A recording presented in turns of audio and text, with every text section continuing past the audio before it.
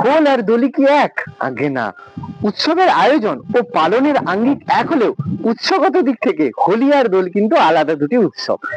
দোল আর হোলির মধ্যে একদিনের পার্থক্য থাকে। বাঙালিরা যেদিন দোল খেলেন তার পরের দিন হোলি পালিত হয়। একই উৎসব, একই রীতি রেওয়াজ, তবে ভিন্ন ভিন্ন দিনে। কেন এমন হয় তা জানেন কি? দোল হলো বাঙালির রং খেলা আর হোলি মানে সর্বভারতীয় রং খেলা। আসলে হোলি হলো হিন্দু সভ্যতার প্রাচীন উৎসব। তখন এর নাম ছিল হোলিকা উৎসব। হোলিকা ছিল হিরণ্যকশিপুনের বোন, যিনি প্রহ্লাদকে আগুনে পুড়িয়ে মারতে গিয়ে নিজেই দগ্ধ হয়ে মারা যান। তার মৃত্যু হয়ে উঠেছিল অশুভ শক্তির বিনাশের প্রতীক, যাকে উদযাপন করার জন্য শুরু হয়েছিল হোলিকা উৎসব তথা আজকের দিনের হোলি উৎসব। অন্যদিকে বাংলার দোলযাত্রা মূলত এক বৈষ্ণবীয় উৎসব।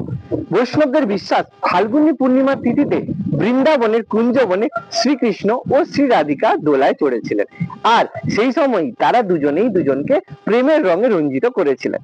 গোপবালা সহ তখন সবাই মিলে রঙের খেলায় মেতে উঠেছিলেন।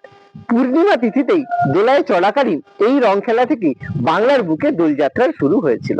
আর এই পূর্ণিমা তিথিতেই শ্রী চৈতন্য মহাপ্রভুর আবির্ভাব হয়েছিল বাংলার দোলকে।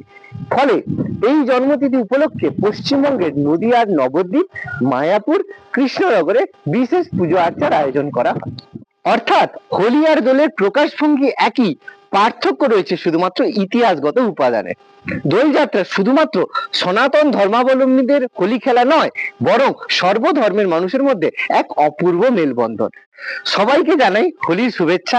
সবাই সাবধানে আনন্দ করে হোলি খেলবেন।